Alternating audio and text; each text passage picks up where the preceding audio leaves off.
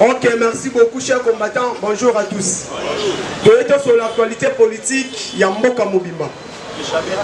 Toyeba, Touti Wapi, Tokomi Wapi, Tozo Kende Wapi. Et puis, dans le moment où Nini et Zosalem. Et puis, dans le moment où le président a déplacé Akei Wapi. À Kosala Nini pour Azonga Kinshasa, presque le 2 ou le 3 novembre. Yango toyeli to fan dans l'actualité ya tonwa de nous. En même temps, on la réalité, on a préparé na bambororo les mercenaires. Les mercenaires au Bazia na Congo bayaki koluka, bayaki kop ao. Et on la réalité, il y a guerre, il y a est. Chers combattants, le long il faut dans la kanda. Mais jamais. Bataille surtout. Tous ces mercenaires au Bayana Mboko. Ensemble, batuya ensemble. Batuya la muka. Bataille. Bazanga batatana ba maman. Baya koyiba bakombo ba congolais. Bamibenga ba congolais a tout forcé. Ma force à canatire, fait.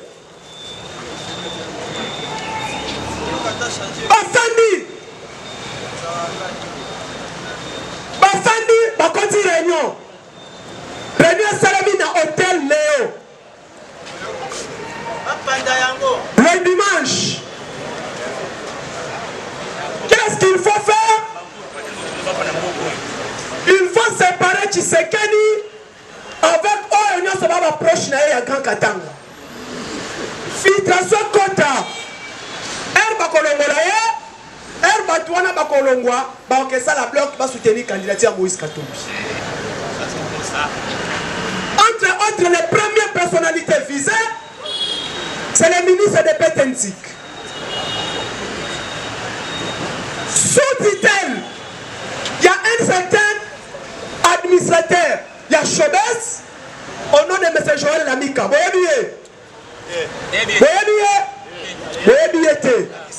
C'est lui le meneur à qui proche FCC.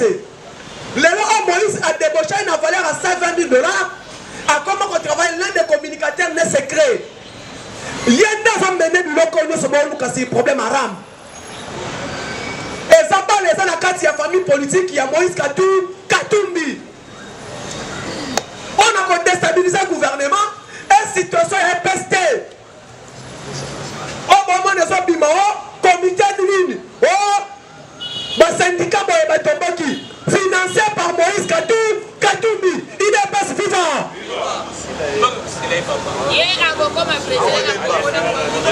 Les actions de ce Tshisekedi Rosala, et ça les Simbate, pourquoi va saboter les dossiers Boboni?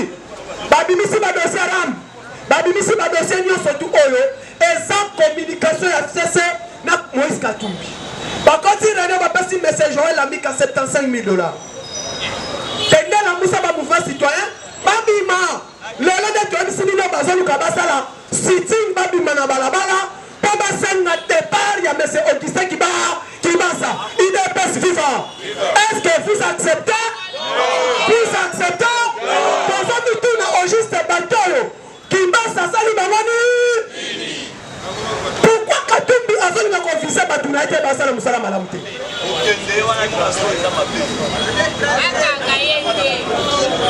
est pas vivant. Il est pas vivant. Par contre, il réunion sur les 22 heures. Qu'est-ce qu'ils ont voulu? Il faut récupérer quelques communicateurs. Il y a IDPS, Bomonité, Esimbate, Rametalaboy, Bozi Misalate, Bozo Bamoyen, Oyo, surtout pour la déclaration politique, pour qu'il passe le Wabi, soit au Wapuye Bino. IDPS vivant. N'a sur le terrain. Mais Bissot Tolobiboy, on a 8 ans, 37 ans, la personne est là comme est-ce que vous acceptez qu'il passe à l'homme pour te perdre quelqu'un Katanga?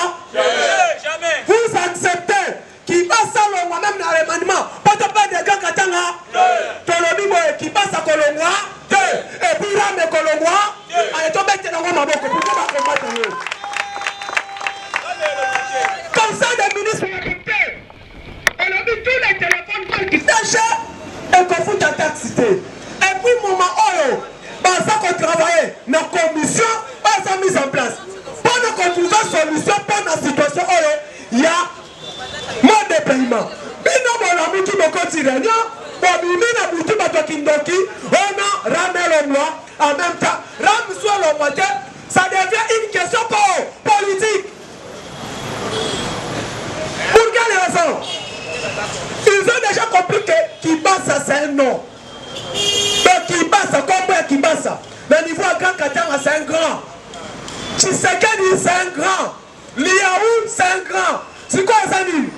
Liaou est reconnu dans le Grand Équateur. A Télému, candidat à Bisso Tshisekedi. Papa n'a pas de camarade de Papa Nangaï, l'un des fondateurs de l'IDPS. Topé ça y est chance na deuxième mandat à Koleka. Kibasa est reconnu dans Grand Katanga. Oyo, Ndekonangaï. Papa n'a pas de camarade. IDPS FIFA. Fuite d'information dans un document, il y a réunion tout dans le téléphone. On va contacter le beaucoup, mais tu n'as pas beaucoup. Nanamo, n'enga ba koti saki réunion, n'enga ba solo ni n'enga bimeli. Na ça ne on a pas dans les réseaux sociaux. Na ça kola, na ba tona ba te. Na ba tona ba te. IDPS FIFA. IDPS FIFA. Fachime. Pardon. Ba koti réunion. Nindi ba préparer la réunion wana. Bango ba lobi. Ba créer, boyebi Jean-Claude Tshisekedi. Abala Isabelle Kibasa. Yoka na réunion ba créer. Ramwana Moutouasali yango eza Isabelle Kibasa. À côté on a présidence à travers sous-titel il y a chef ya box chef d'État qui est Jean-Claude Tshisekedi. Pourquoi bango ne bazo gérer eloko na bango mibale. Mbongo wana bazozwa ezokende uniquement direct na famille président ya chef de l'État. Si quand on va créer eloko wana, on va faire na bango bisope bato ide pesi bazaka na bisuka 4. Dans une actualité, on a mis ce qui n'est pas publié sur WhatsApp. Abimisi tout, qu'est-ce qu'ils ont fait et comment ils vont commencer leurs actions. Action Moïse Katumbi Azoya Lelo.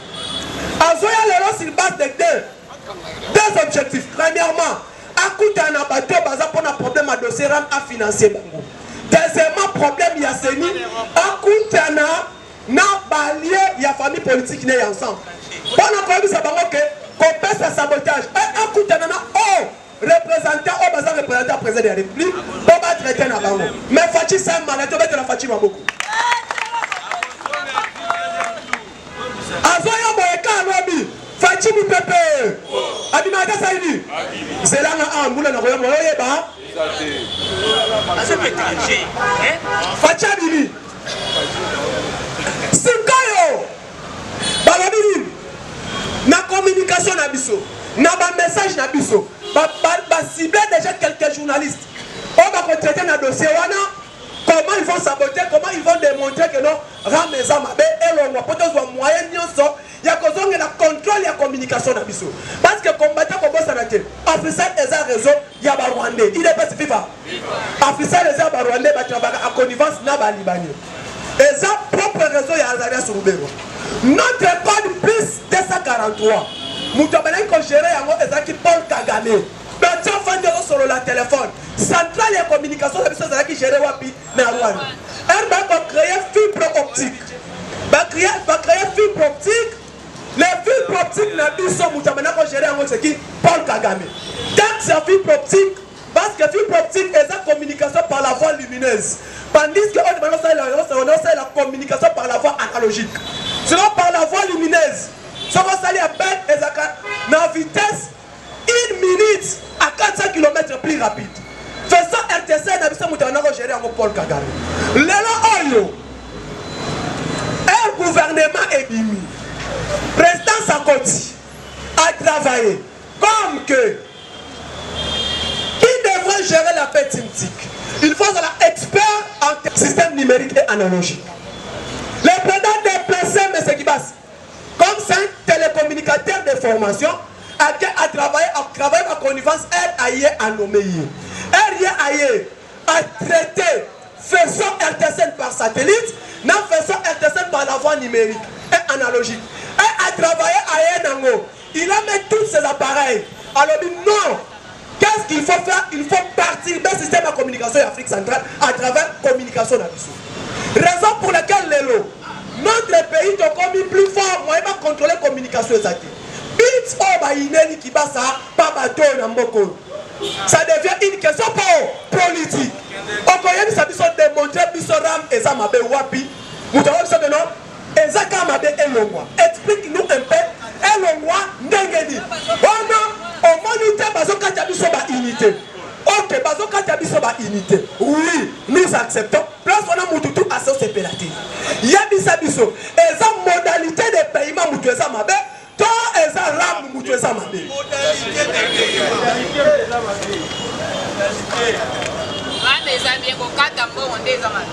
Donc, place c'est un problème de sa modalité. Cette modalité a été sabotée par M. Christian Katombe qui est le directeur. Il y a un PTC, ça l'a dit après qui était kabiliste. Si quand on est là, le président l'a dit non. Et dans le système, il y a Petinti. Un PTC dans son ici, sous-titre, il y a ministère, il y a Petinti. Boyoki, conseil des ministres est adopté. Que non, modalité échangée, subitement.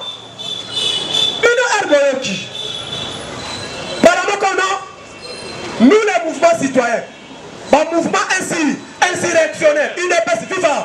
Le mouvement insurrectionnel. Aujourd'hui, si notre armée, combattant aux hommes Yabaté, si aujourd'hui même service et renseignement à Bisso, ils ont contraqué tous ces mouvements rebelles, parce que nous avons donné la contrôle et la communication en Boka.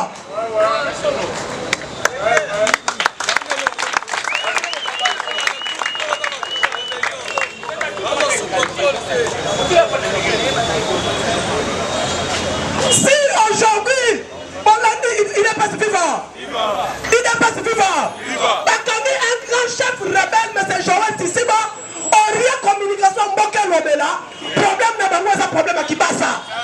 Quel type d'imbécile politique doit avoir un Mboko? Imbécile. Les politiciens marionnettes. Les politiciens idiots. S'il vous plaît, je n'ai pas injuré. Mais dans le cas des politiciens idiots, des politiciens inconscients. Aujourd'hui, nous vous parlons, même la communication du parti doit parler. Notre armée était sabotée dans l'Est. Combien de fois Bakoufi, communication contrôlée par Kabila. Bonjour, un ministre à ça, Titan a yémi qu'on gère, non? Bonjour, nous avons dribblé Bino. Même si quelqu'un prenait le Parlement de Boua, Mabé Mikouna na réunion. Sauf que nous avons président Parlement de Boua qui télé la rame. Est-ce qu'il n'y a jamais ça match? Depuis, et l'on même l'armée n'a front, comme il a contrôle, il y a un section de la qui passe à Maboko.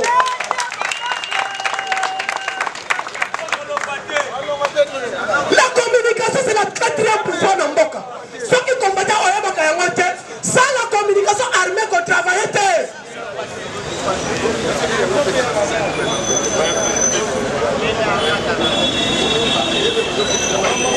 Donc, comme il a contrôlé la communication, maman dit que Gare est comme aussi là.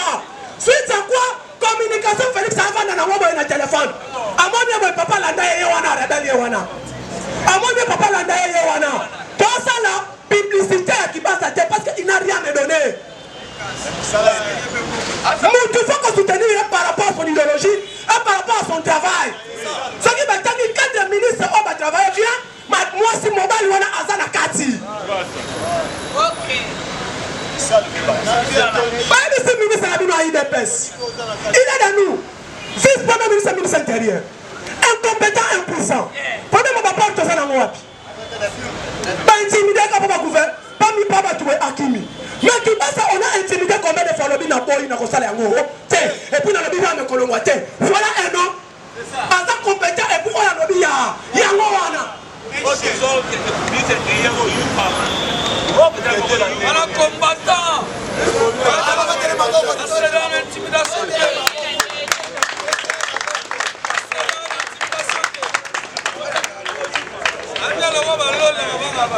démontré dans le Parlement comment il travaille. Bon, combattant. Entre un ami et un frère, le choix est clair. Kabila, c'est un étranger. Katumbi, c'est un étranger. Pour eux, c'est quoi? Nous avons un système d'espionnage contre Delphi Kaïm à travers la communication. Mais on a son tour. Aligner Ramte, c'est lui-là qui fait que Fletchi a Koufa. Espionner qui présente à son lien, tout sur sa communication. Prenez à sa salle, on a monté à la miroir, et je me tout à communication. Pendant que tu as communication et bungi, mais tu ne peux pas démontrer que tu n'as pas de non. Wana, mais nous disons, on a un ministre. Raison pour laquelle je l'ai dit, chargé de questions stratégiques, un passé privé, la princesse Ozo travaille dans Kibas. Cette dame-là, c'est une dame à féliciter par rapport à son stratégie. Madame la princesse. Pas intimider l'unité, la Moukana FCC est là comment encore. Chaque combattant fait Tchabini. Il est passe FIFA. Il est passe FIFA. Fati Abimi du Bandamok. Un président Abimi, quel est le but de sa voix chef de l'État? Premièrement, tu as nous, le président et une équipe n'est pas prêté serment. Tu as là-bas.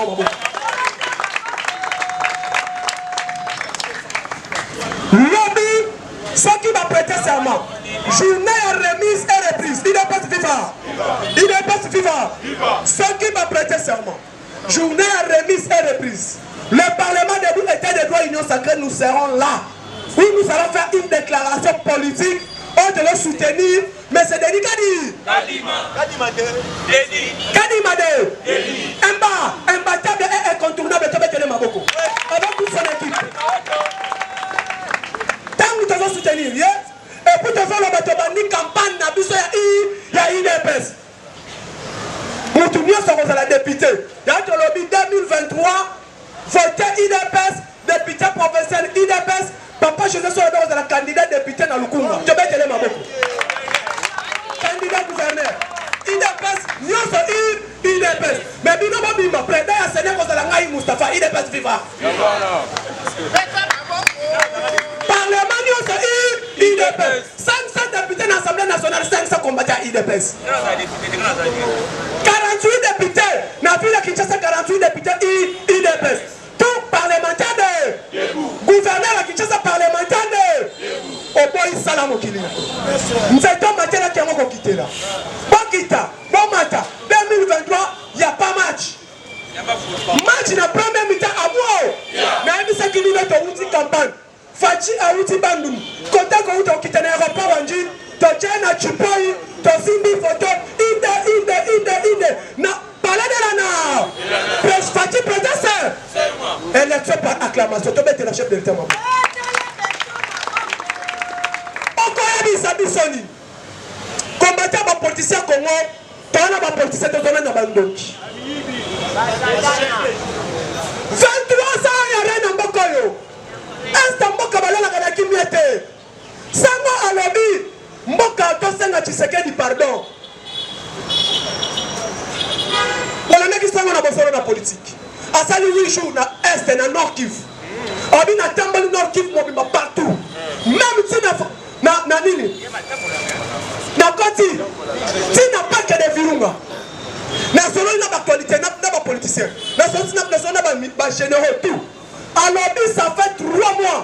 Na Goma Nissa Sebetaka, te. Ça fait plus de 2 mois. Na Ben Nissa Sebetaka, te. Et pour le minimum, la cellule de la communication. A na contrôle ya nyonso. Yebi Sangai. Awa Binos, Monsieur Christian Lusagol. Ba 8 morts, ba 4 morts au Zulaka Yangowa. Sango 4 plus loin. Avec tous ces journalistes qui travaillent dans contre Moïse Katumbi. Ba tu as dit pas ça la ligne, ba kanga bango. L'homme Bakani, Joël Wana, Azam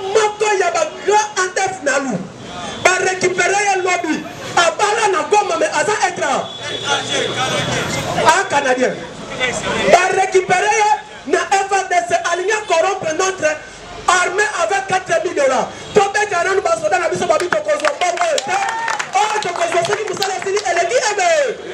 Alors le président à la kaki biso tout. Tokozwa la ba erana.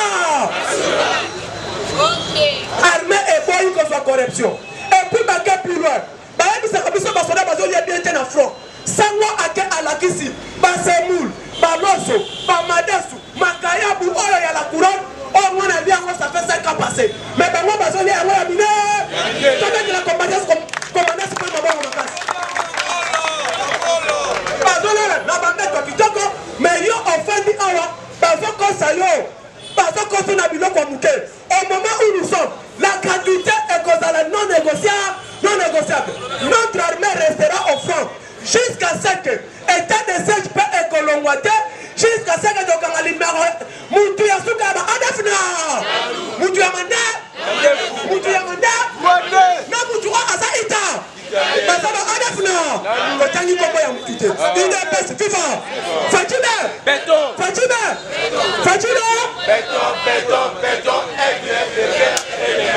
mobilisons soutenons notre président, soutenons notre pouvoir. Combattant pas intimidé na Moutouté. Na moment on a besoin de awa. Ici ce qui est awa c'est moi. Et ça d'aku oyo, et ça n'a pas instruction na ngoma makas. Quand tu te dis chef de l'État. Président Bibi accueilli à participer au sommet à G20. Kuna akuta nana il est pas FIFA. On comprend ce qu'on bits. Mango ya forêt na biso équatorial. Moutavana connaît un Gabon na Brazzaville. Il est pas vivant. Pourquoi Bango Banaki Kabila Tigela qui Bango Fati avait dit pas question. Non, Manu Baché, alors qu'elle est comme président de l'Union africaine, en même temps a représenté Congo comme les gagnants. Elle est maintenant déjà en forêt équatorienne. Problème à réchauffement climatique. Elle doit savoir pas ça. Président a quitté la recette quelque part. Après qu'on rejoint les Bazaïba, la forêt, la sommet. Donc, président Joe Biden a 6 places. Président Poutine a 6 places. Emmanuel Macron sur place. Le premier ministre canadien à Ozalawana. Président Chine à Kozalawana. Président Brésil à Kozalawana. Toutes les grandes puissances du monde. Bakozana Somewana. Place Bakoloka discours. Imposition. Il y a président Fatime. Maintenant. Après Wana.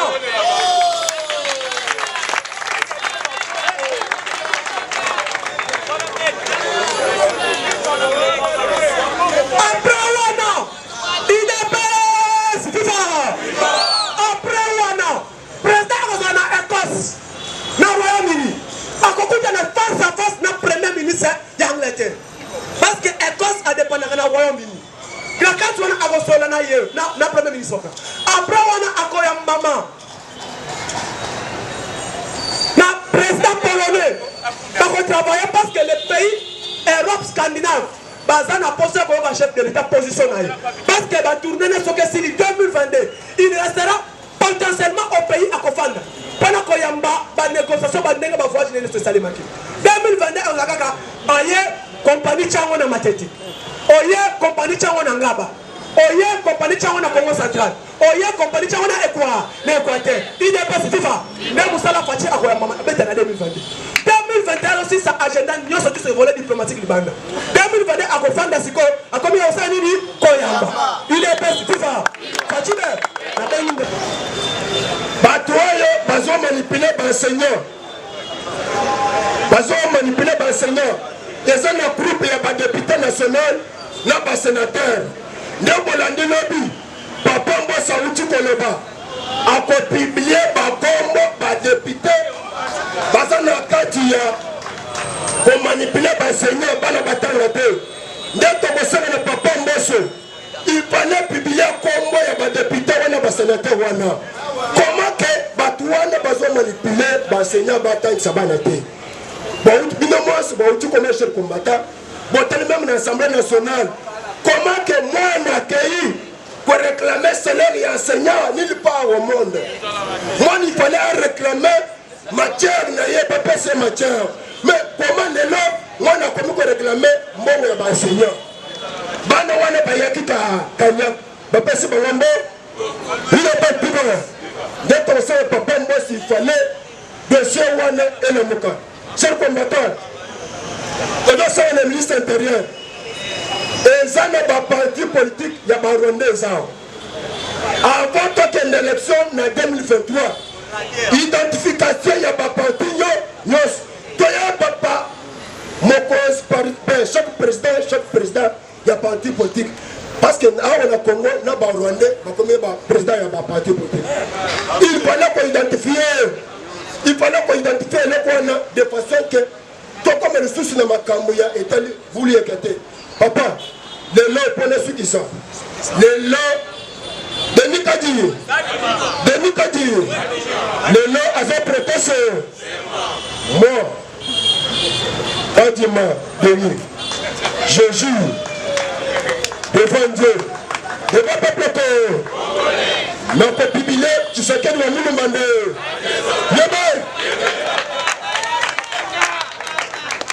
Il est vivant. Merci, chers combattants. Baorateur à l'Imoso Baleki. Tous a toujours remis Tambela na bandeko ba esima. Mbongo oyo zambonga matanga. Soko yesima ozana quelque chose. Yakoba qui a absolu bosso a. Lobi na landi Ferdinand Kamberi.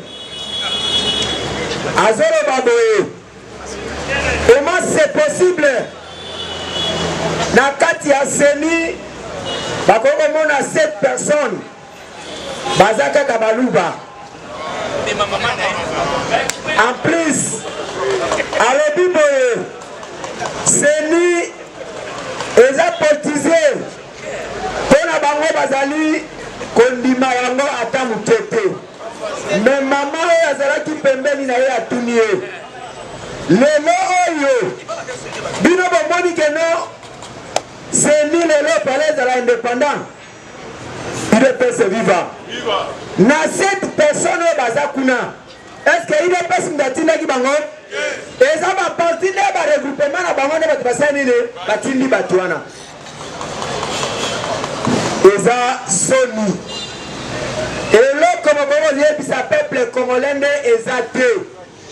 Puisque quand on jette au matin qui a votre salanini, tous autres qui c'est la bino.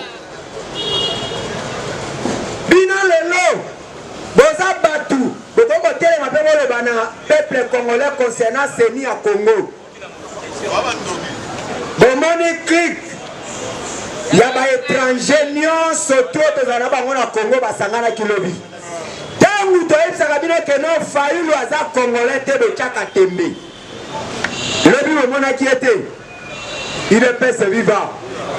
Mais même bosangani boye bakeno mboka oyo eza ya bakongolais mitolo na biso bakunda yango na Congo ya bino bakunda yango na Congo te ata bosangani nde botoche bino nde na croquis il est pese viva toche bango na croquis po tokanga bango malamu mutu na mutu ayebi mabe na ye asala kati na bino Okima te tozo kanga bino. Toko kanga bino. Katumbi, Kabila, Fayulu, nyonso wana tu boko kanga matoko tabino na makala ao. Mbongo ba Congolais bino boyiba boko zongisa. Et toko tuna bino na quel domaine boko ko sa ba parti politique na Congo parce que boza ba Congolais te. Vous à l'aise, vous avez Toko Kangabino, on est à Tisekedi. Plus que Mobutu. Nous avons Sabino. Votre bon bino mingi, Toko Yala Bino, l'autre comme les Kakutuna Mobutu. On est l'ina nous te la bien.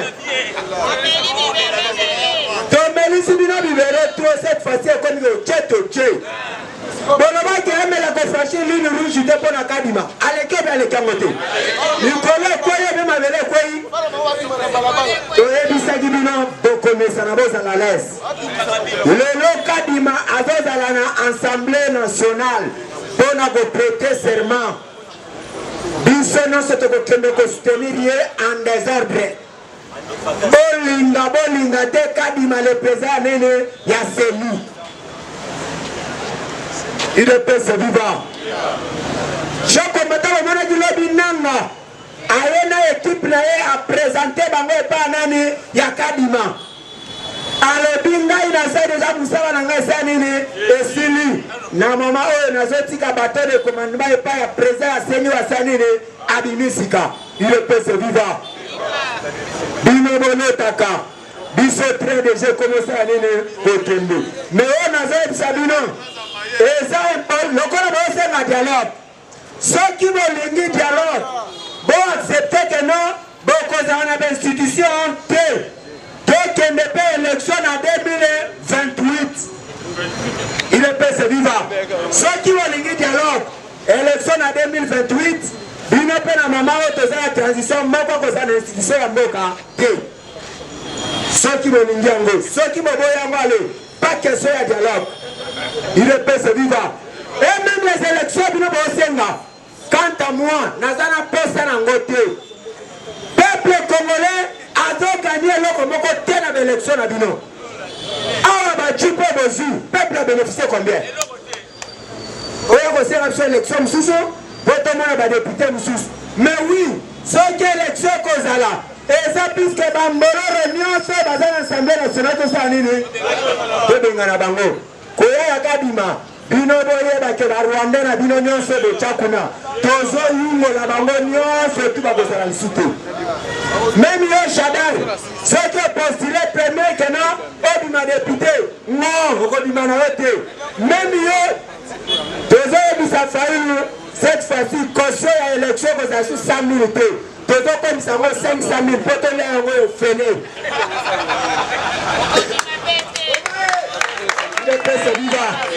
tokolia bino bakoso wana nyonso ya ofele le président de la république c'est Fatou Beton tokoza bino bambongo wana ofele boya kodepose élection ekozala me bokodima na bino te tokolia kaka mbongo wana